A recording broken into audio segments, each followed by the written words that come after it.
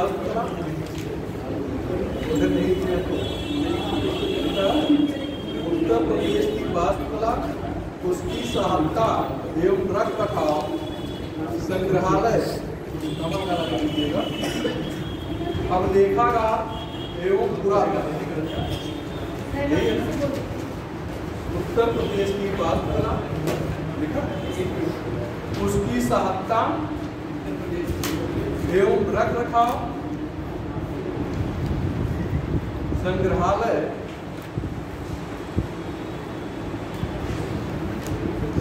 अवलेखागार एवं पुरातन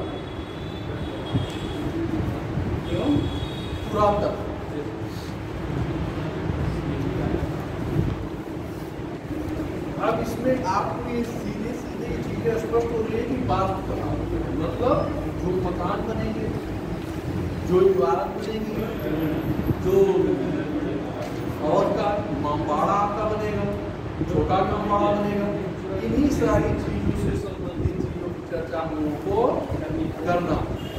उसका रख रखाव कैसे किया जाएगा, संग्रहालय का उपयोग कैसे किया जाएगा, किस लिए किया जा रहा है, और अभिलेख जो रिकॉर्ड रखे जाते हैं, उससे हमें क्या होती है, उन चीजों के विषय में जानकारी मिलती है। और पूरा तत्व क्या होगा कि किस प्रकार से हम किसी भी बिल्डिंग की या किसी भी इमारत की समय कब बना था, या किन किन तत्वों का प्रयोग हुआ था, इसके विषय में जानकारी हम लोग करेंगे। कल वाले पॉइंट पे, कल वाले जो टॉपिक हुआ था उस पर किसी को कोई दिक्कत नहीं है ना?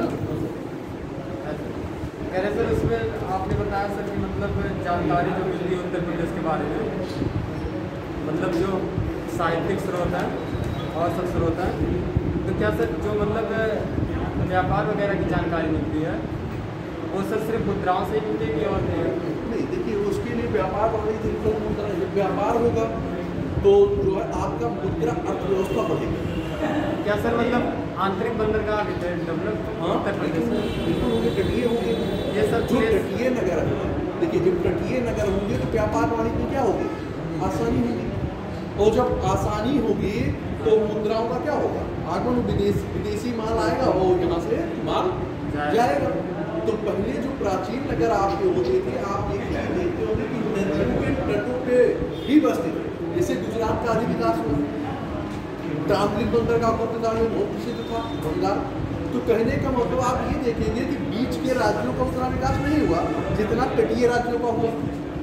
जैसे मध्य प्रदेश का नहीं हुआ, छत्तीसगढ़ का उतना विकास नहीं हुआ, छत्तीसगढ़ बाद में बना लेकिन उतना विकास नहीं हो पाया। लेकिन तटीय राज्यों का ही, क्योंकि वहाँ विदेशी व्यापारी आते थे और विदेश का व्यापार होगा तो वहाँ से कोई विदेश व्यापार ही नहीं हो रहा था, सेनाओं का आना जाना भी आसान होगा। रक्षा के दृष्टिकोण से भी क्या होता, सामरिक दृष्टिकोण से देखते हुए वहाँ किलाओं का निर्माण किया जाता था, रक्षा दीवारों का निर्माण किया जाता था कि दुश्मन क्या करे कि वहाँ से आक्रमण न कर सके। या कोई इतिहास में पढ़ाया गया होगा, इतिहास में इस चीज़ों का डिस्कशन किया गया होगा। और कोई दिक्कत? लेकिन केवल अर्थव्यवस्था में केवल मुद्रा अर्थव्यवस्था ही नहीं होगा, कृषि अर्थव्यवस्था, क्योंकि कच्चा माल, रॉ मटेरियल आपको कहाँ से मिलेगा। मैं जब आपको प्री की क्लास करा रहा था तो मैंने आपको इस चीज़ की चर्चा की थी।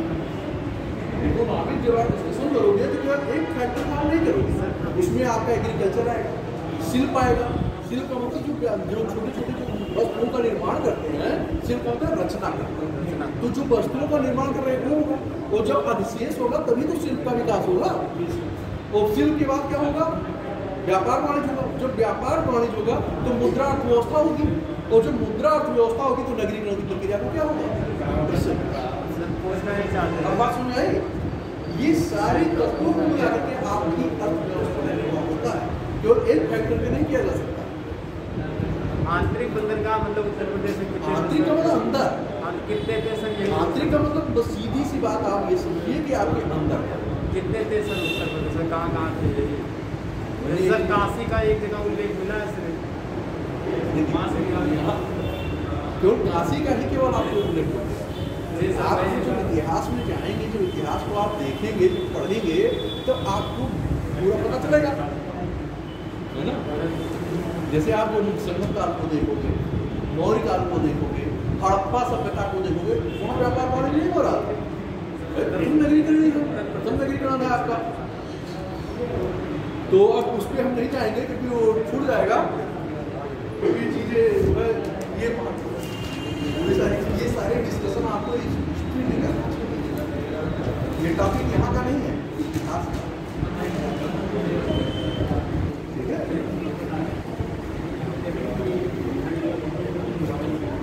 अब उत्तर प्रदेश देखिए, ध्यान दीजिए, किताब काफी बाद में खोलिएगा, जो हम बताएं उसको आप समझने का प्रयास करें और नोट करने का प्रयास करें। नहीं तो क्या होगा कि ऐसे सुनते रहेंगे और चीज़ें उलझती रहेंगी और हम आगे नहीं बढ़ पाएंगे।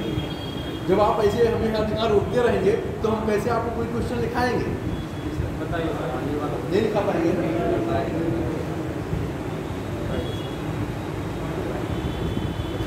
देखिए, प्राचीन काल में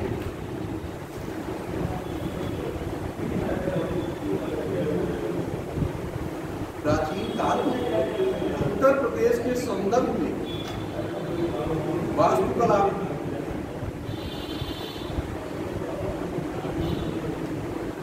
के विकास, वास्तुकला के विकास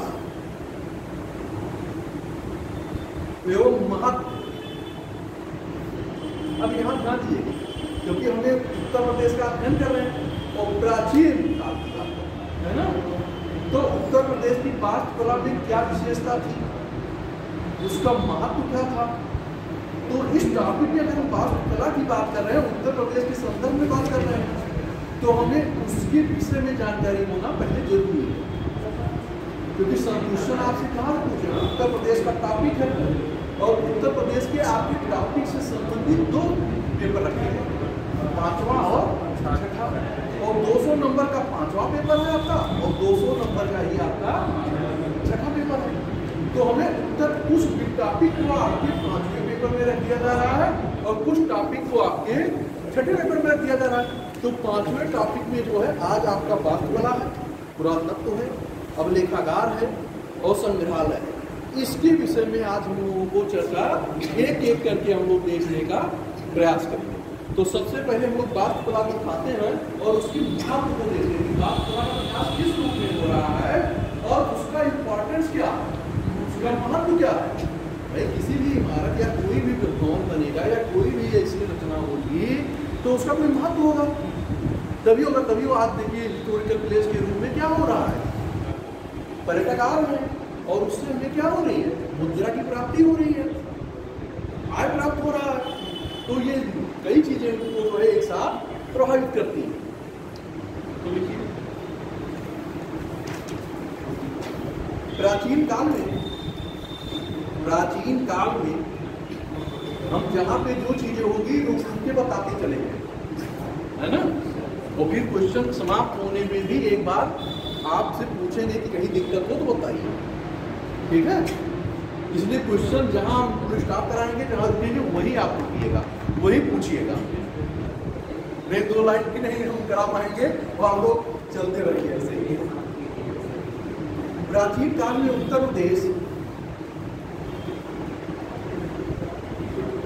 वास्तुकला के क्षेत्र में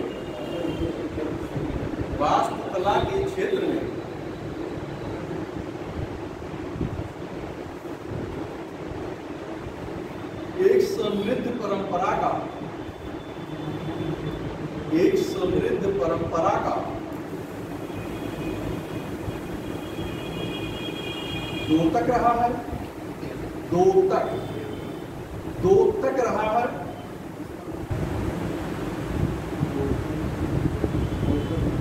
उत्तर प्रदेश में प्रथम नगरीय सभ्यता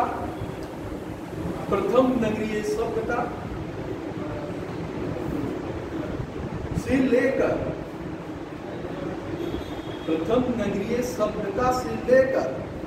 अब प्रथम नगरीय सभ्यता, अब यहाँ थोड़ा ध्यान दें, प्रथम नगरीय सभ्यता तो कहाँ की बात कर रहा है? वैसे सर ये तो सिंधु घाटी सभ्यता की हड़प्पा सिंधु घाटी सभ्यता होगी, द्वितीय नगरीय सभ्यता ये महाजनपद काल का होगा। तो इसको आप ब्रैकेट में लिख सकते हैं प्रथम नगरीय के आगे हड़प्पा सभ्यता, क्योंकि अब उत्तर प्रदेश में स्थल मिले हैं। हाँ, मेरठ से आलमगीर को आलमगीर मिला है ना। तो कहने का तात्पर्य ये है कि प्रथम नगरीय सभ्यता जहाँ आएगी तो प्रथम नगरीय सभ्यता कहाँ से शुरुआत होती है? हड़प्पा से होता है, और द्वितीय नगरीकरण बाद में आता है।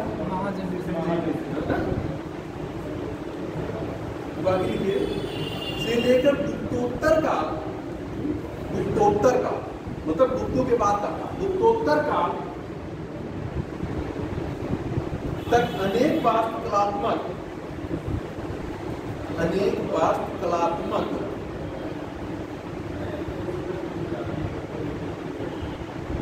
कार्यों के विशद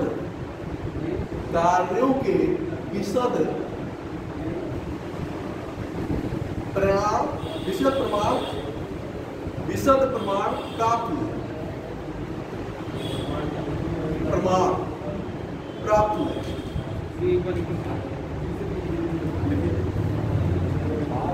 प्रथम उत्तर प्रदेश में सुन लीजिए, यहाँ छोटा हुआ उत्तर लिया।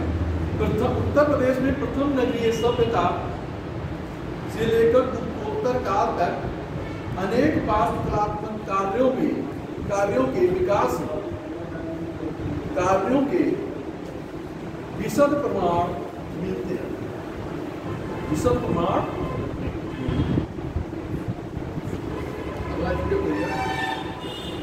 कर लीजिए। प्रदेश में वास्तुकला का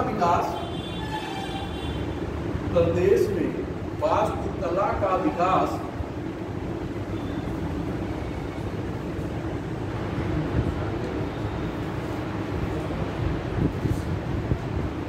मानव जीवन में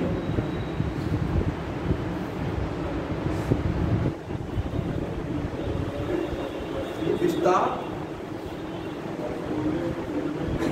समृद्धि, राज्य के अस्थायित्व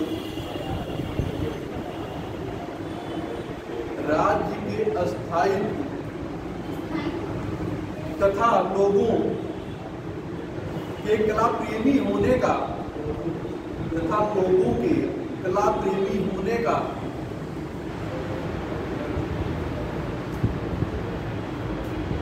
प्रमाण प्रस्तुत करता। कला प्रेमी होने का प्रमाण प्रस्तुत करता है। नीचे लिखेगा लाइन। प्रदेश में बेलन घाटी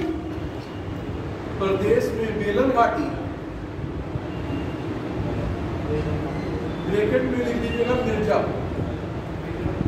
बेलन घाटी ब्रैकेट में मिर्जापुर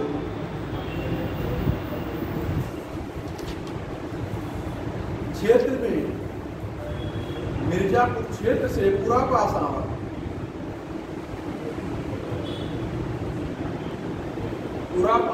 युगीन मतलब पूरा पाषाण युगीन आवास निर्माण के साक्ष्य प्राप्त हुए। देखिए उत्तर प्रदेश में भी कहां से आ रहा है? पूरा पाषाण काल से भी जो है क्या है, इसके साथ एविडेंस आपको मिल रहे हैं आवास। और बेलन घाटी से हड्डी की मूर्ति भी मिली है, प्रतिमा भी मिली है ना, लौदा नाला से। तो कहने का मतलब है कि आपको इन सारे एविडेंस कहां से उत्तर प्रदेश को मिल रहा है? पूरा पाषाण काल से, मतलब उस समय से उत्तर प्रदेश में वो स्थल निर्माण। बात समझ आ रही है? आगे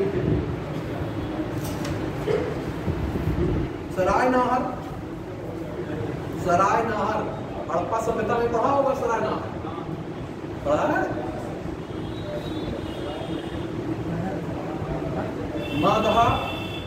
माहदहा ये भी आपने पढ़ा होगा। माहदहा, दमदमा से पाषाण कालीन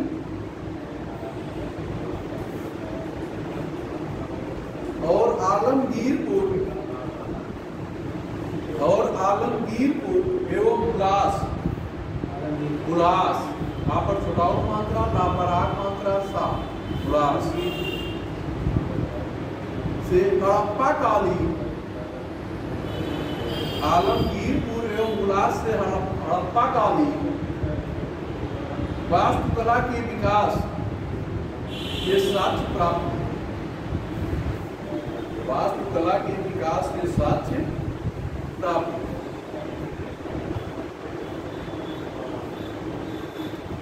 चेंज करिएगा पैराग्राफ, कोई दिक्कत नहीं है पॉइंट में ना, क्योंकि इससे आप लोग चीज परिचित हैं, आपका सभ्यता में इन चीजों की चर्चा की जा चुकी है। द्वितीय नगरीकरण के पश्चात, द्वितीय नगरीकरण के पश्चात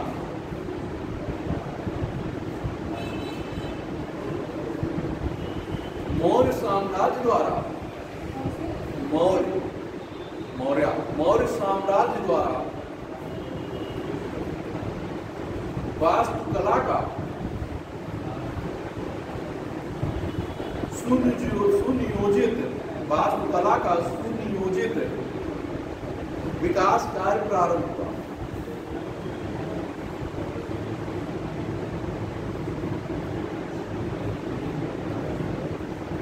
अशोक द्वारा निर्मित स्तंभों में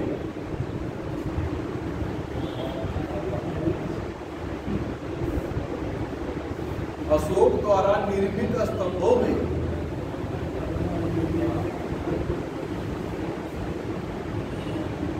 चुनार से लाए गए, चुनार मिर्जापुर सोनभद्र क्षेत्र में मैंने बताया, चुनार से लाए गए लाल बलुआ पत्थर का, लाल बलुआ पत्थर का प्रयोग किया गया है।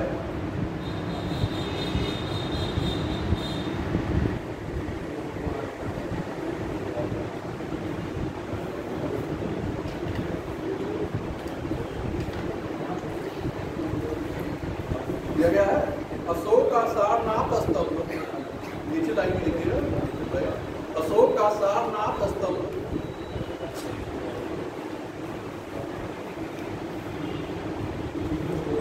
मौर्यकालीन शिल्प कला का, मौर्यकालीन शिल्प कला का बेहतरीन उदाहरण है, बेहतरीन उदाहरण है।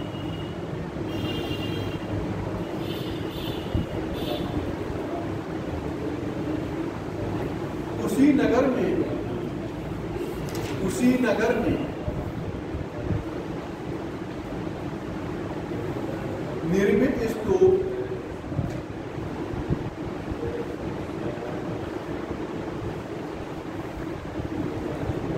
बुद्ध के महापरिनिर्वाण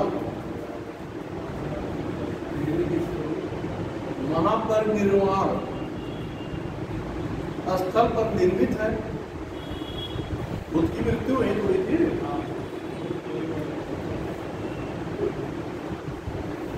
साथ ही श्रावस्ती, कौशाम्बी,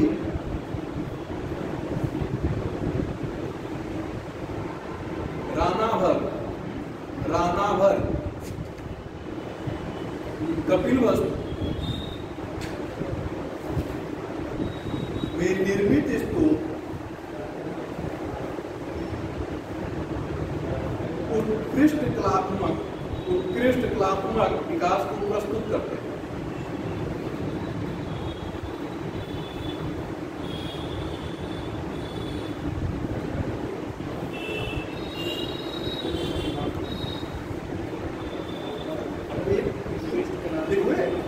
एक बात यहाँ ध्यान रखिएगा कि हर काल में उत्तर प्रदेश में क्या क्या विकास हो रहा है, उन चीजों को हड़प्पा से पूरा पाषाण काल से, हड़प्पा काल से, द्वितीय नगरीकरण, मौर्य काल से, फिर गुप्त काल, मतलब जितने सारे प्राचीन काल से संबंधित आपको एविडेंस या साक्ष्य मिलेंगे, उन सबके विषय में क्या करना है, चर्चा करनी है। क्योंकि आपकी जो टॉपिक में है क्या है, यही है कि उसकी वास्तुकला और महत्व वास्तुकला का विकास कैसे हुआ और उसके महत्व की बात की जाती है। तो किस रूप में विकास हुआ, किस पत्थर से बनाए गए, उस पत्थर को भी आपको लिखना है, यह किसने बनवाया उसको भी याद रखना है ना। जैसे ये नहीं कि आप जो है 10 पॉइंट नहीं करें, आप जो है 2-3 याद हो तो 2-3 भी आप लिख करके आगे बढ़ सकते हैं, ताकि इसके लिए पूरा नहीं पाता सर। सर वास्तुकला और स्थापत्य कला में क्या अंतर है? जब आपको स्थापत्य कला पढ़ाई गई है, आर्किटेक्चर वही, आर्किटेक्चर जो होता है, जो आपके स्थापत्य कला होता है उसके अंतर्गत ये सारी चीजें आती है ना। जब स्थापत्य कला जब आपको पढ़ाया जाएगा तो उसी के अंतर्गत ये सारी चीजों का डिस्कस, जो चुनाव पत्थर से निर्मित हो रहा तो ये स्थापत्य कला में ही आएगा, है ना। बस करो नाम के रूप में, नाम इस रूप में दिया गया है, लेकिन उसको आप एक ही तो स्थापत्य कला में ही वास्तुकला है, उसी में मूर्त कला आएगी, चित्र कला आएगा, ये सारी चीजें उसी में आएगी।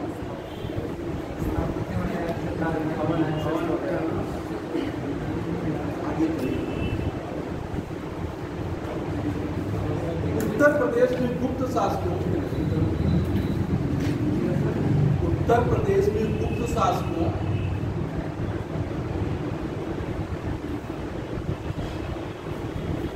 वास्तुकला के विकास को संरक्षण प्रदान किया।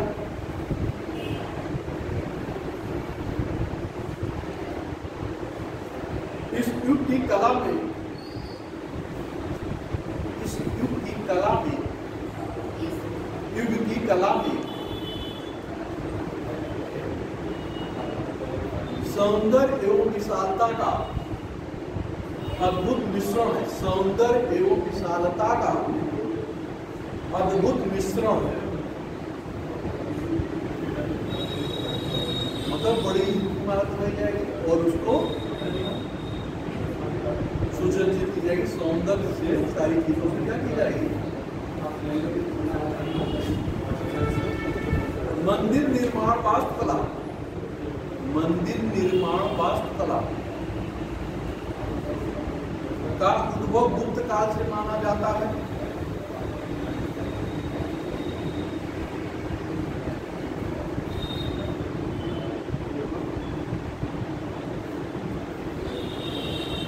मंदिर निर्माण में पत्थर एवं ईंटों,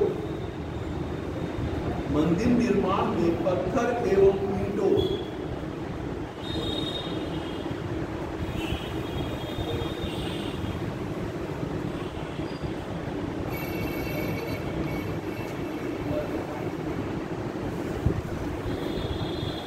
के प्रयोग के प्रमाण मिलते हैं, पत्थर एवं ईंटों के प्रयोग के प्रमाण मिलते हैं।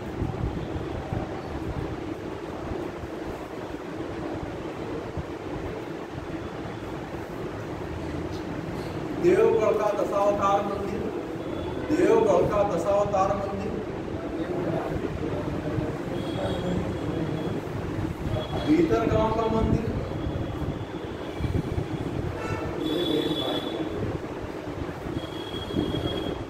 आदि।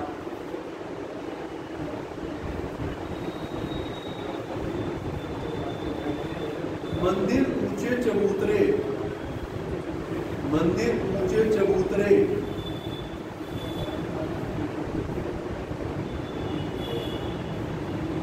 पर वर्गाकार में, चबूतरे पर वर्गाकार में निर्मित तथा सीढ़ियां, सीढ़ियां चढ़ने के लिए सीढ़ी बनाई जाती थी, सीढ़ियां, सभा भवन, गर्भगृह, गर्भगृह, प्रदक्षिणा, परिक्रमा करने के लिए प्रदक्षिणा,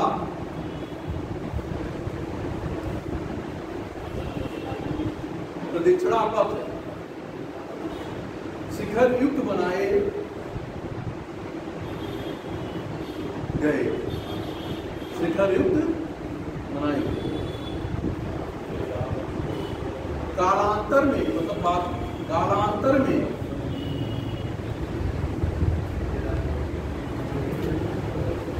पंच पंचायतन शैली में भी मंदिर बनाई जानी है, पंचायतन शैली में भी मंदिर बनाए जाने हैं।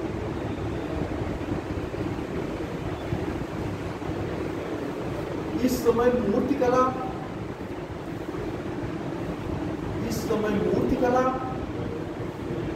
स्तंभ निर्माण,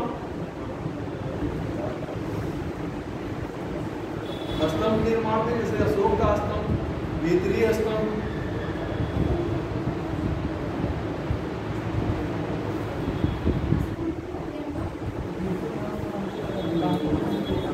स्तंभ निर्माण जैसे अशोक के द्वारा स्तंभ बनाएंगे, वो भीतरी स्तंभ गाजीपुर में है, अशोक के द्वारा बनाएंगे स्तंभ प्रयाग यहाँ से। स्तूप निर्माण तथा मृदभांड निर्माण, स्तूप निर्माण तथा मृदभांड निर्माण में प्रगति देखी गई, मतलब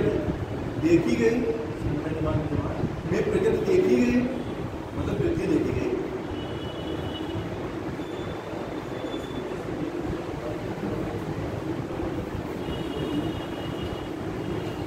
समग्रता हम कह सकते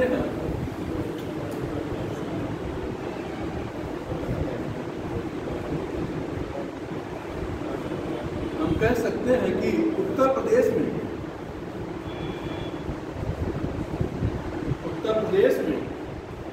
प्राचीन काल में वास्तुकला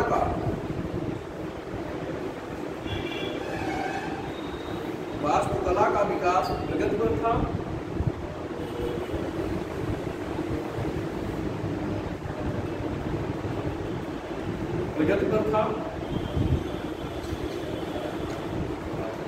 गुप्तोत्तर काल में भी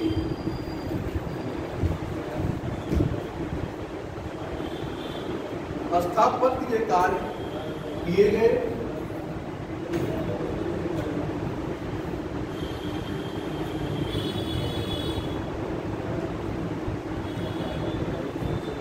केंद्रीय सत्ता के पतन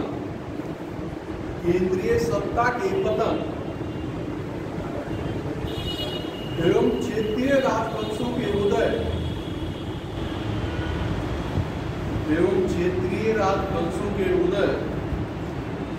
एवं संघर्ष के फलस्वरूप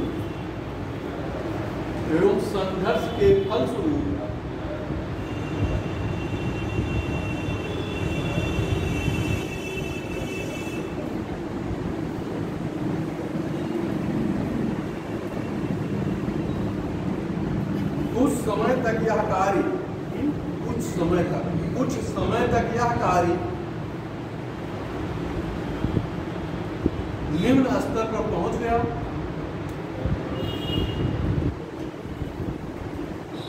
अब आगे एक लाइन आप इंडिकेशन देके लिखें, यहाँ थोड़ा ध्यान दीजिएगा, लिख लीजिए तो पता। जिसका पुनः विकास मध्यकाल में देखने को मिला। अब यहाँ जो लिखा है आपने समझ रहे हैं कि जब केंद्रीय सत्ता का पतन हो जाएगा या कमजोर हो जाएगी तो क्या जो ये इमारत या स्थापत्य कला में जो एक कार्य हो रहे हैं क्या होगा? नहीं होगा। तो अब ये जब पतन हो रहा तो फिर आगे ये परंपरा कब शुरू होगी? मध्यकाल में। जब मध्यकाल में क्या शुरू होगी? तो आपने अपने आंसर को क्या कर दिया और बेहतर बना दिया। ये एक लाइन जो आपने नीचे जोड़ा ना, इससे ये हो जाएगा कि आपकी दृष्टि जो है बहुत स्पष्ट है इस पे स्थापत्य कला पे, आपकी वास्तुकला पे, कि आप यहाँ भी समझ रहे हैं प्राचीन काल को भी और मध्यकाल को भी क्या कर रहे हैं, जोड़ पा रहे हैं, समझ रहे हैं। जैसे एक हड़प्पा सभ्यता का जब आपका नगरीकरण का पतन होता है, डिक्लाइन होता है, तो फिर द्वितीय नगरीकरण 6वीं शताब्दी के दौर में आता है।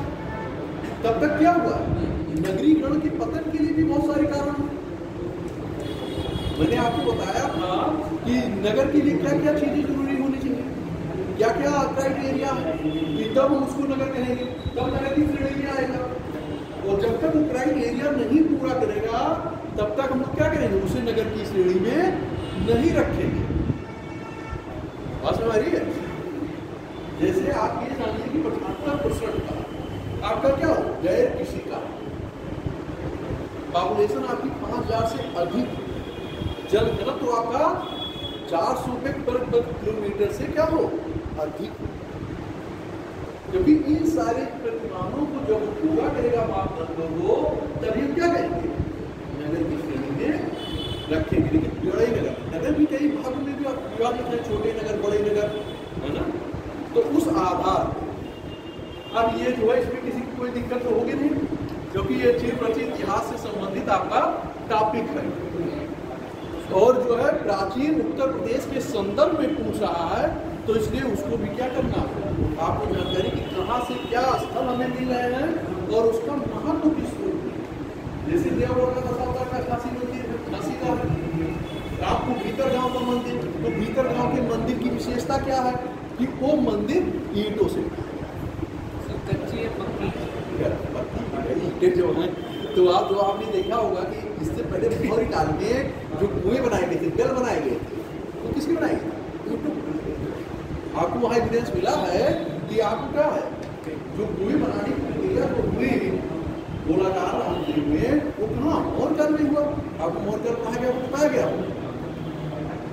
और आप ये भी देखोगे कि अशोक के स्तंभ एकाश में पत्थर के बने थे, ऐसा नहीं कि बीच बीच में टुकड़े किए गए। जैसे ईरान में आपने देखा होगा कि पढ़ाया गया होगा, बताया गया होगा कि अशोक के स्तंभ और ईरानी स्तंभों में क्या अंतर है। ये चीजें आपको वहां डिस्कशन की गई होगी।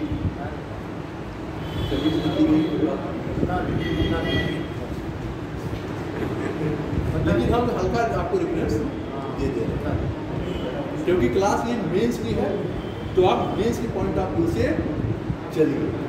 ज़्यादा अगर आप फैक्ट उन सारी चीज़ों पे जाएंगे तो चीज़ें सफर कर जाएंगी। हम जो चाह रहे हैं करना, वो चीज़ें छूट जाएंगी आपका। तो सबसे पहला जो मंदिर बना वो गुप्त काल से शुरू होगा।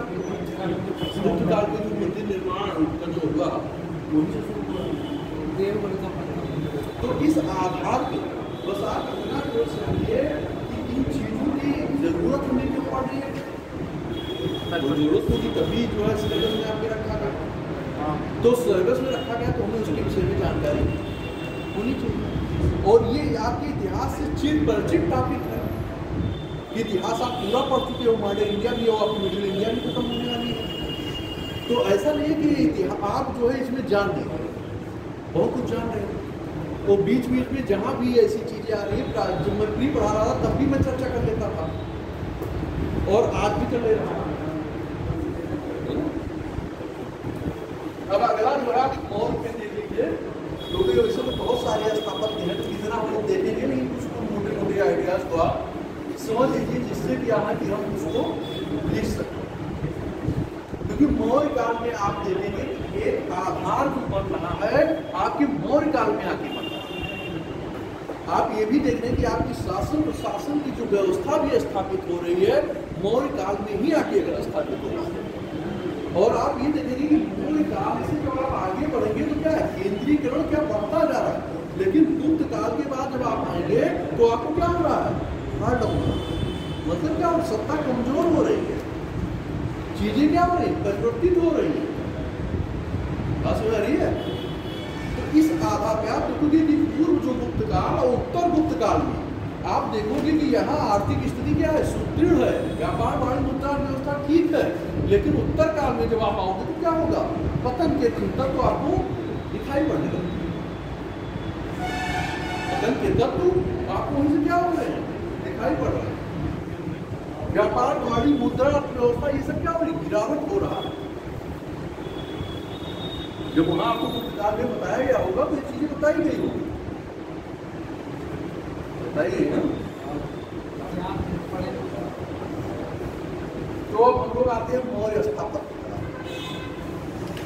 अगर आपको किताब में भूल है वास्तु कला स्थापत्य कला, तो उसको ब्रैकेट में लिख लीजिए कि जिससे वास्तु कला और स्थापत्य कला में आपको कंफ्यूजन ना हो।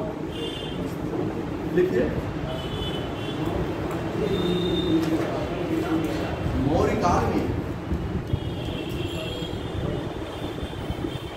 उत्तर प्रदेश में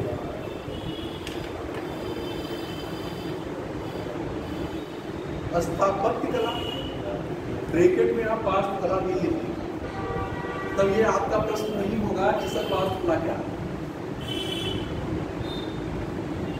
है ना। वास्तुकला ब्रैकेट बंद, ये विकास,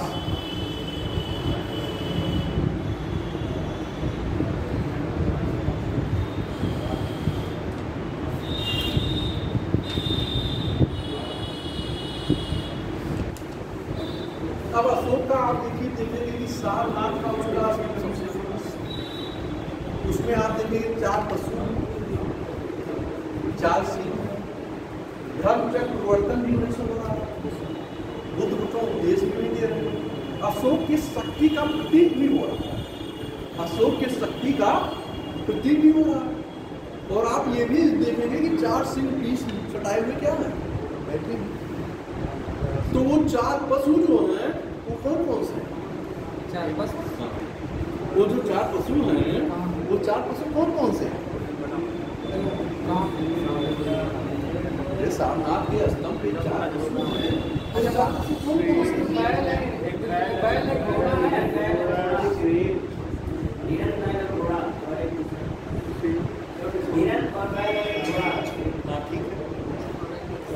आप हाथी को छोड़, आपका गज है, वृषभ है, हिरण है और ये 4 चीजें जो है आपके क्या कर रहे हैं, 4 सिंह है ना, उसके धर्मचक्र प्रवर्तन की बात कर रहा है, सूचना आपको मिल रहा है। और शक्ति का प्रतीक तो बनाना पड़ेगा कि समझ गए, यही मैं लोग बोर्ड पे बना के लिखूंगा जो बोल रहा हूँ। वो जो 24 तीलियां हैं सर, हाँ 24 तीलियां में उसी वो बुद्ध का जो है 24 तीलियां सर, आपकी जो है उसमें जो है जो आप जो आपके वो तो रंगे सब झंडे पे झंडे हैं उसमें भी जो 24 तीलियां हैं, तो वो वहीं से लिया गया, तो कहाँ से लिया गया? वहीं से लिया गया, वहीं से लिया गया। आपके वहीं से लिया गया है ना। हाँ सर, और वो सर बुद्ध धर्म से लिया गया है। तीलियां तो अशोक के सारनाथ स्तंभ से बेसिकली यहाँ शक्ति का प्रतीक बता रहे हैं कि अशोक की शक्ति, तो ये 100 की बात हो रही है ना, यहाँ शक्ति की बात की है। कि सारनाथ का जो स्तंभ है उसको हम एक सम्मान के रूप में ले रहे हैं ना, अपने देश के गौरव के रूप में ले रहे हैं। भाई तिरंगे को क्यों अपने आन मान शान की बात करते हैं तिरंगे को लेकर के, और आप तिरंगे में देख रहे हैं कि क्या करना है, आपका राजकीय चिन्ह क्या है, अशोक के सारनाथ से लिया गया है। आप उल्टी में पढ़े भी होंगे, तिरंगे में आपके 3 कलर हैं, केसरिया, सफेद, हरा। क्यों सर 24 तीलियां बनाई थी, क्यों 24 तीलियां थी सर? जैसे कि सर उसको मतलब जैसे कि सर अशोक बनवाए थे तभी, ये सर हंसी दिलवा रहे थे कह रहे सर जैसे कि अशोक बनवाए थे तभी से, तो सर रिकॉर्डिंग ये दिन का रिकॉर्डिंग का तो था नहीं कि 24 घंटे। तेज बोलो थोड़ा या तो मास्क निकालो, आवाज साफ आपकी मास्क की वजह से नहीं आ रही सर, दिक्कत है, थोड़ा प्रॉब्लम है। नहीं तो मास्क की वजह से जो आप बोलना चाह रहे हो आवाज स्पष्ट नहीं आ रही है। बाद हाँ बात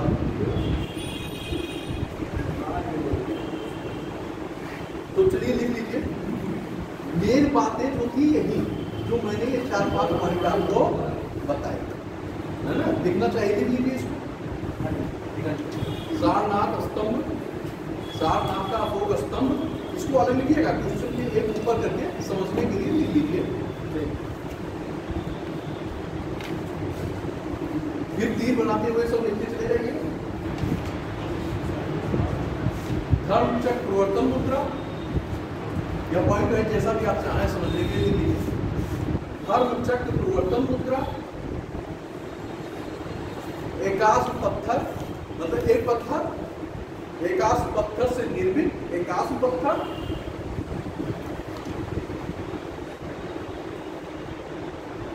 अशोक की शक्ति का प्रतीक, अशोक की शक्ति का प्रतीक, 4 सिंह, 4 सिंह,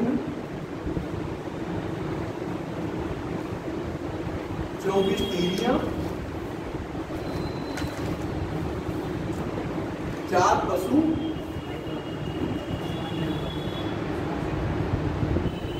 गज ब्रैकेट में गज, अश्व, वृषभ, हिरण। बात ये समझ आएगी कि इतनी चीजों का जो सार नाश से आपको क्या मिल रहा है, रेफरेंस। अब इसको आप अलग करके बना लीजिए। अब आप इतना ध्यान रखिएगा, यही आपका मार्केटिंग हो गया है ना। इसी को आप याद रखिए, बस इसी को क्या करना है, बढ़ा के क्वेश्चन में मुझे क्या करना है, लिखना है ना। बात में आ रही है, तो लिखाएं।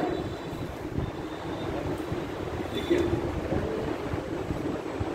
मौर्य काल में वास्तुकला का सुनियोजित विकास प्रारंभ हुआ। देखिए, इसके पहले क्या हो रहा था, ये स्थापत्य कला को भी क्या मिला था, एक आधार नहीं मिल पाया था। यहीं से एक व्यवस्थित रूप में आपके स्थापत्य कला का या वास्तुकला का विकास प्रारंभ हो रहा है ना। जैसे आपने पढ़ा गुप्त काल स्वर्ण काल था, क्यों था, किस आधार में था, क्षेत्र में विकास हुआ, कोई मतलब होगा, कभी तो उसे स्वर्ण काल का दर्जा दिया जा रहा है ना। तो वो हमको बात है, इसको लिखिए का विकास प्रारंभ हुआ, जिसका प्रमाण प्रदेश के विविध क्षेत्रों से प्राप्त हुआ।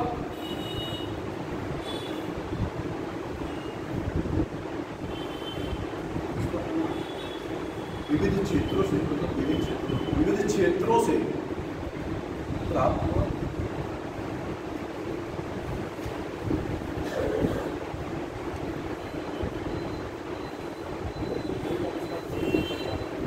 अशोक के शासनकाल के नीचे से, अशोक के शासनकाल में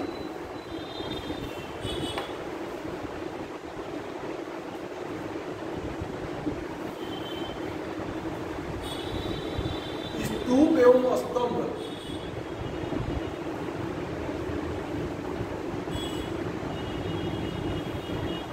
स्तूप एवं स्तंभ तथा लोक कला के रूप में, लोक कला के रूप में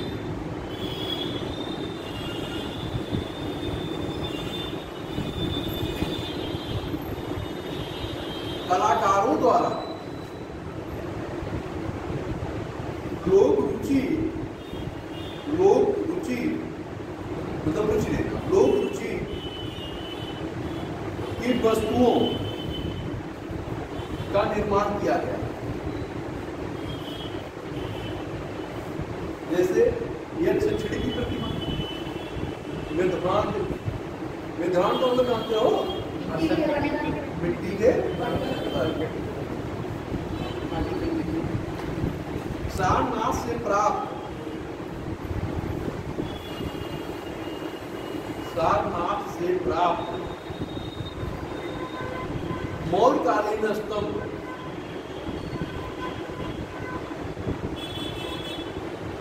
शीर्ष,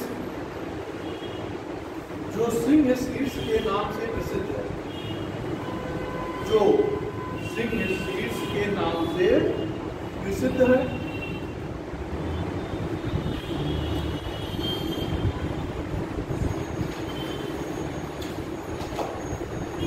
मूर्ति निर्माण परंपरा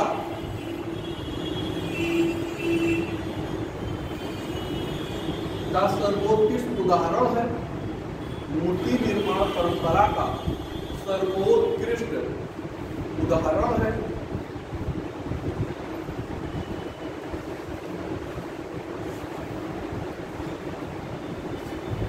यह वर्तमान में हमारा राष्ट्रीय प्रतीक,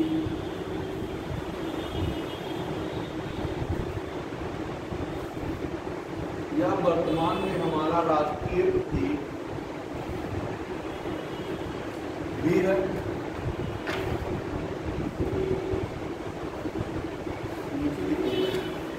नीचे एक गोलाकार वेदी पर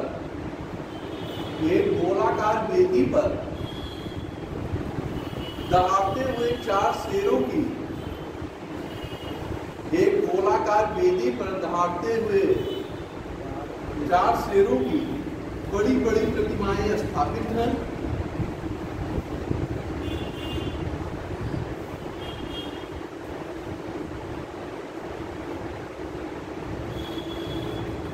बड़ी बड़ी प्रतिमाएं स्थापित हैं और उस वेदी के निचले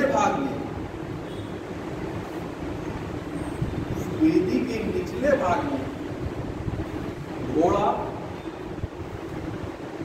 सांप, हिरण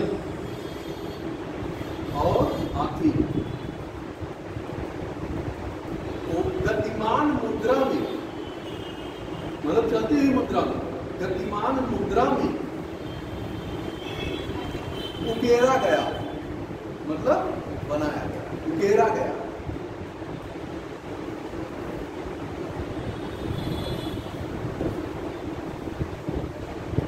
इसकी निर्माण योजना में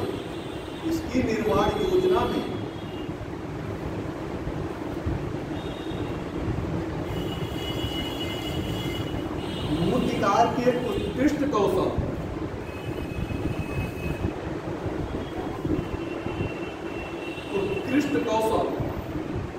की झलक दिखाई देती है।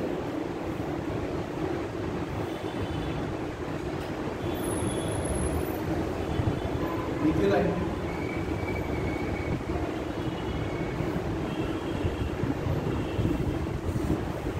या स्तंभ शेष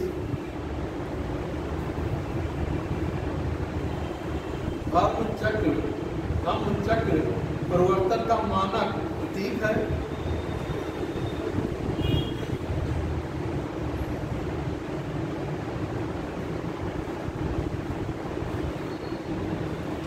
किससे बना है? लाल बलुए पत्थर से बना, लिखा भी है, लाल बलुए पत्थर से निर्मित। दिल्ली मेरठ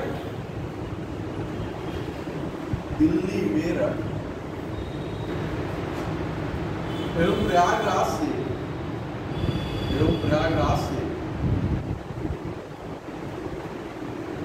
भी अशोक स्तंभ प्लेट प्राप्त हुए। नीचे पैराग्राफ में करके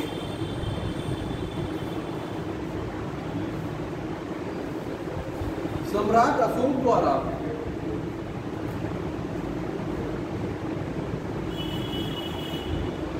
उत्तर प्रदेश में अनेक स्तूपों का निर्माण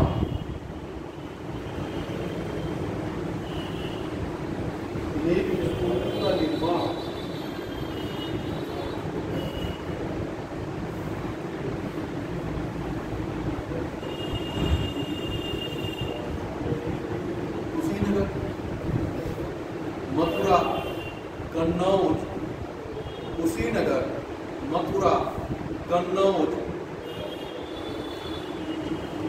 प्रयाग, कौशाम्बी, पिपरावा, श्रावस्ती, वाराणसी,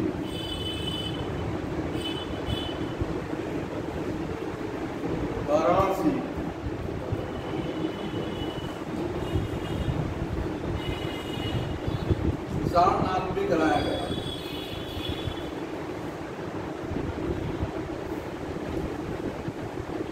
जिसका वर्णन हुनसांग करता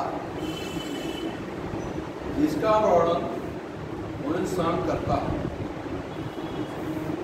हुनसांग हर्ष के समय में चीनी यात्री था, आया था।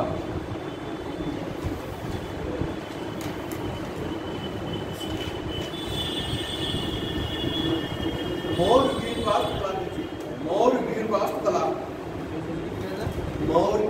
वास्तुकला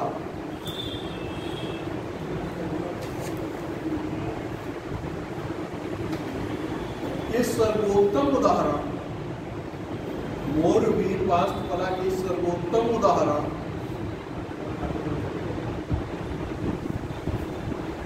अशोक स्तंभों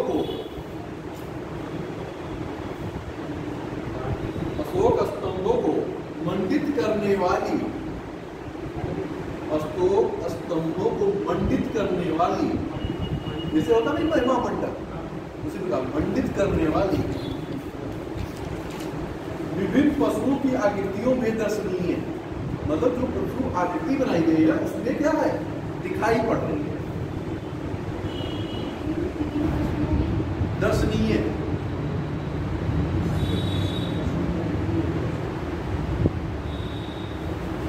नीचे लिखेगा सारनाथ के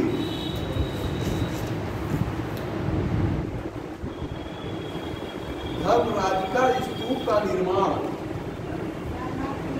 धर्मराजिका स्तूप का निर्माण, धर्मराजिका स्तूप का निर्माण अशोक ने बुद्ध के अवशेष पे कराया था, बुद्ध के अवशेष पर कराया था, धर्मराजिका स्तूप का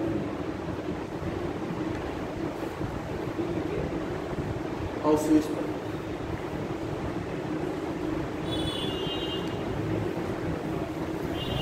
निष्कर्षता हम कह सकते हैं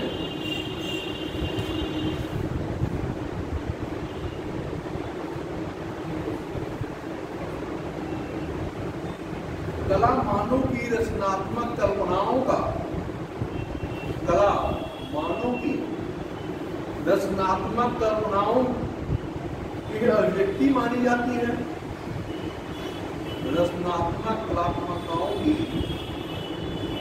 रचनात्मक कल्पनाओं की अभिव्यक्ति मानी जाती है, जिसका चित्रण मौर्य काल में, जिसका चित्रण मौर्य काल में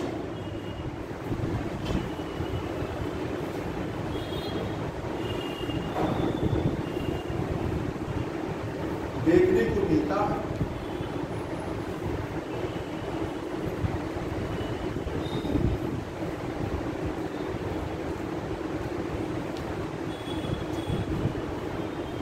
सम्राट अशोक के नेतृत्व में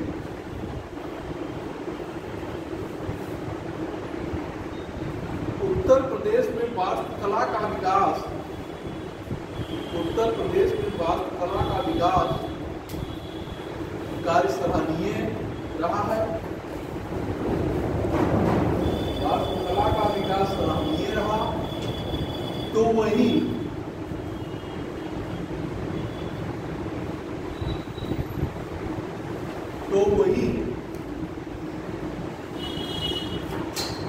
लोक कला भी अपनी पूर्णता के पथ पर, लोक कला भी अपनी पूर्णता के पथ पर बढ़ रही है, लोक कला अपनी पूर्णता के पथ पर बढ़ रही थी।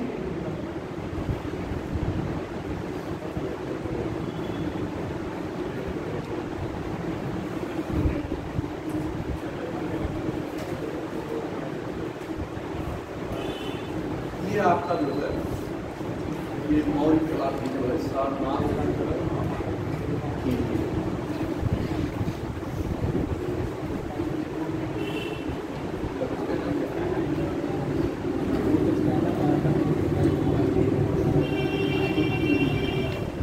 ये आपका जो है मौर्य का जो स्ट्रक्चर है, जो स्थापत्य कला है, खासकर उसके स्तंभों को लेकर के ही महत्वपूर्ण विशेषता जो है दर्शाई गई है। और उसकी सबसे बड़ी विशेषता ये थी जो एकांश स्तंभ, और वे अपने स्तंभों के माध्यम देखिए खुला स्तंभ से बनाया था।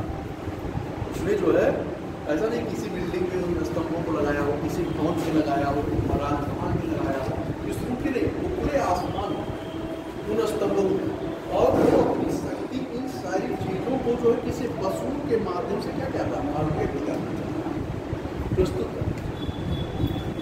और आज भी आपका जो है राजकीय पशु भी देखिए तो वहीं से, राजकीय चिन्ह देखिए तो वहीं से, आपके फ्लैग का देखिए 24 तीलियां भी तो वहीं से। तो कहने का मतलब क्या है कि इन सारी चीजों में कहीं न कहीं महत्व हमें क्या है हमारे उत्तर प्रदेश में भी दिखाई पड़ता है और इन्हीं के आधार पे इसको रखा भी गया है। तो आइए पुस्तकाल की थोड़ा चर्चा इसे मौखिक रूप से करेंगे, दिखाएंगे नहीं, केवल आप समझ क्या क्या चीजें हमें करेंगे। आप बोल रहे हैं कि उससे संबंधित क्या प्रश्न बन सकते हैं या क्या होगा और उसमें आपको किन किन चीजों को क्या करना है, डिस्कशन करना है या लिखना, उन चीजों पे हम लोग थोड़ा समझने का प्रयास करें। तो देखिए पहले सुनिए क्या हम क्या है उत्तर प्रदेश के संदर्भ में या उत्तर प्रदेश के विषय गुप्तकालीन वास्तुकला के विकास। अब गुप्तकाल में विकास जैसे मौर्य काल में हुआ, उसे गुप्तकाल में क्या क्या चीजें बन रही हैं, तो गुप्तकाल में ज्यादा क्या बन रहा है, मंदिर स्थापत्य कला की बात हो रही है, ज्यादा विकास वही हो रहा है। एक मान लीजिए प्रयागराज में गुप्त का जो स्तंभ लेख आज उसका प्रयाग हरिश्चंद्र की जो रचना है प्रयाग प्रशस्ति जो आपको मिल रही है उसका तो कहाँ से आपको इलाहाबाद से। लेकिन ज्यादा यहाँ जो महत्वपूर्ण की बात की जा रही है और स्थापत्य कला की बात की जा रही है, तो हमें उसकी मंदिर कला को क्या करना है, फोकस है ना, अपने केंद्र में किसको रखना है, मंदिर की स्थापत्य कला को रखना है। उन्हीं को हम लोग अब समझने का प्रयास करेंगे कौन क्या क्या हो सकता है। जैसे सोच बताइए कि कौन कौन से मंदिर हो सकते हैं, कौन कौन चीजें हो सकती हैं। कुछ विकल्प भी मैंने बताया था, गुप्तकालीन पहला जो आपके उत्तर प्रदेश में है ना, जो हमें उन्हीं की चर्चा करें, जो दूसरे स्टेट में उसकी चर्चा नहीं करते। दशावतार मंदिर हो गया, दशावतार मंदिर हो गया,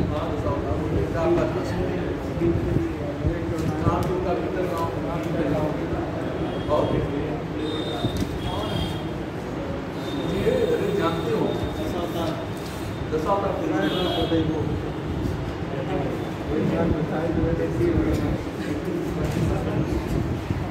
भीतरी मंदिर है, कमोम है, तो ये सारी चीजें जो है आपको क्या हो जाएंगी मिलेगी।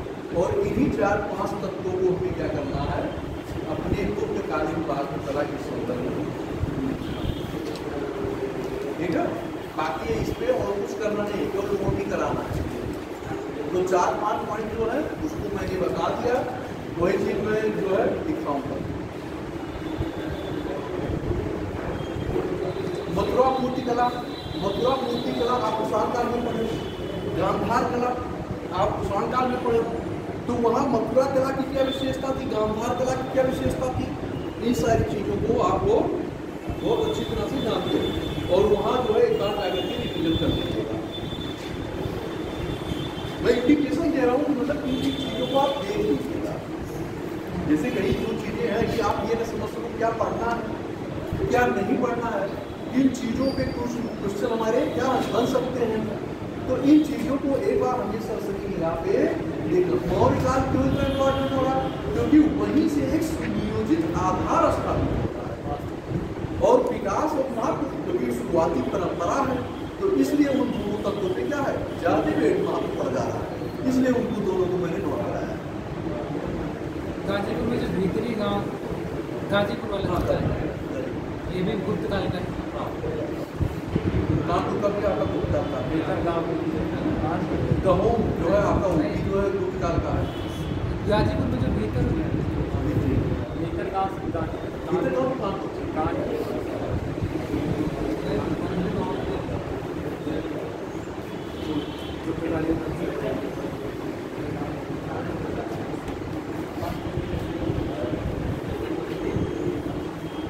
हाँ, एक बिंदु पे आप चॉइस को दे दीजिए। उत्तर प्रदेश में वास्तुकला का संरक्षण किस प्रकार से जो है वास्तुकला का संरक्षण किया, रख रखाव कैसे, उसके संबंध में तो कोई भी व्यवस्था बनाई जाएगी तभी तो उसका रख रखाव होगा, ऐसे तो होगा नहीं रख रखाव।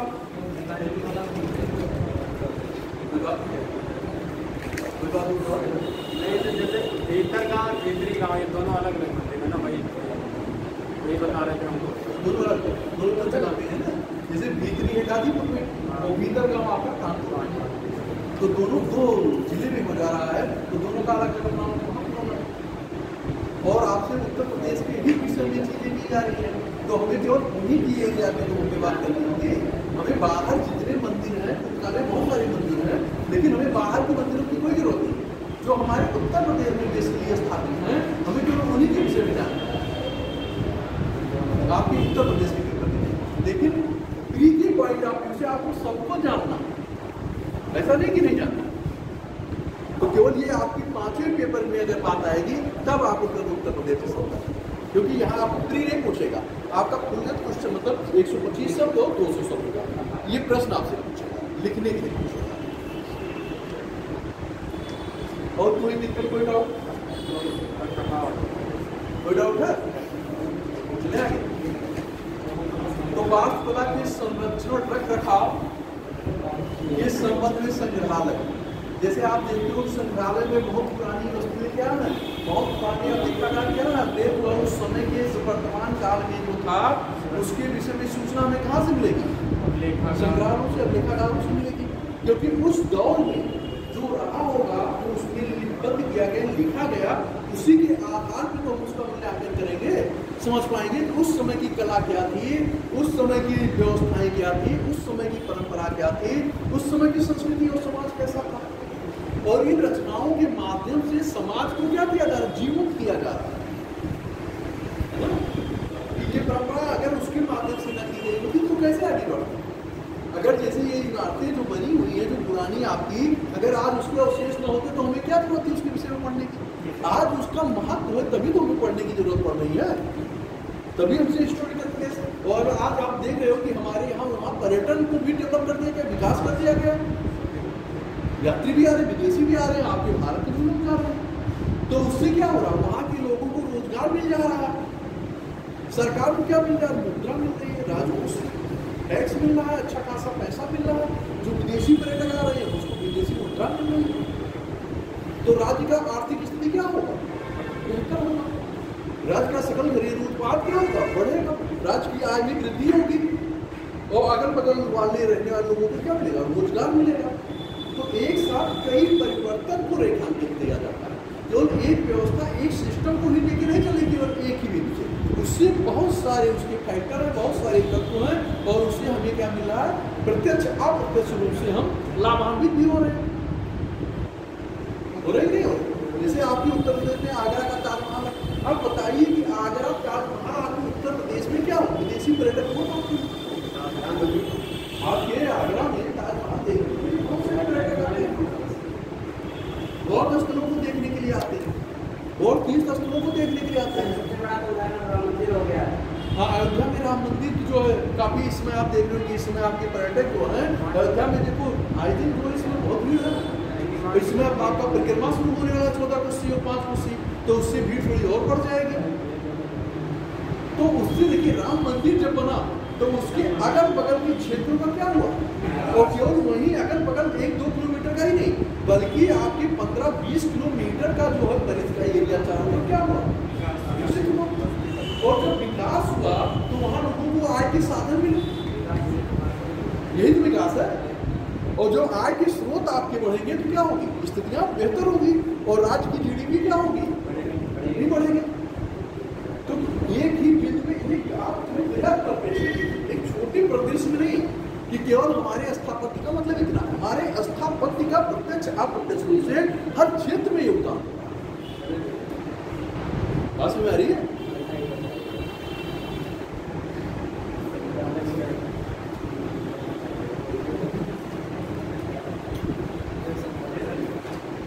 अब इसमें जैसे मान लीजिए कि आपकी राज्य में बौद्ध संग्रहालय है ना, तो बौद्ध संग्रहालय क्या कि बौद्ध के संबंध में सूचनाएं हमें मिलेगी, जानकारी मिलेगी, उन स्थलों पे जाने में हमको वहाँ के विषय में जानकारी मिलेगी, तो उसका धार्मिक महत्व भी होगा, पर्यटन के दृष्टि से आपका है ही है। और ये इसका प्रसार भी हो रहा है, विदेशों में जाकर के इसका प्रसार हो रहा है, लोगों को क्या किया जा रहा है? पर्यटन को आकर्षित किया जा रहा है। जैसे आप श्रावस्ती को आप देख लीजिए, आप सारनाथ को देख लीजिए, तो क्या है? पर्यटन बढ़ रहा है। काशी विश्वनाथ का मंदिर है, उससे भी लोग आ रहे हैं। अयोध्या में इस समय जब से जो उद्घाटन हुआ है रोज ही पर्यटक आ रहे हैं। तो चाहे आपके भारत के लोग आए, चाहे आंतरिक जो है आपका पर्यटन विकसित हो, चाहे हुआ। अब यह है कि हर जगह एक जैसे लोग नहीं आएंगे, किसी क्षेत्र में अधिक आएंगे। जैसे आता है क्वेश्चन भी आता है कि विदेशी पर्यटन के दृष्टिकोण से कौन सा नगर या कौन सा क्षेत्र या कौन सा जिला या कौन सा स्थल, इस रूप में पूछता है कि सबसे अधिक पर्यटन विदेशी पर्यटक कहाँ आए और सबसे अधिक आपके भारत में, भारत की जो पर्यटक कहाँ आए। क्वेश्चन दो भाग में होते हैं आपके प्री के पॉइंट ऑफ व्यू से, ये क्वेश्चन इंपॉर्टेंट हो जाता है।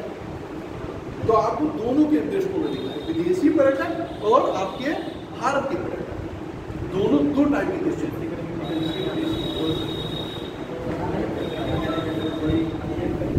राजकीय पुरातत्व संग्रहालय, राजकीय बौद्ध संग्रहालय, ये सब संग्रहालय बनाए गए हैं किस लिए? संरक्षण,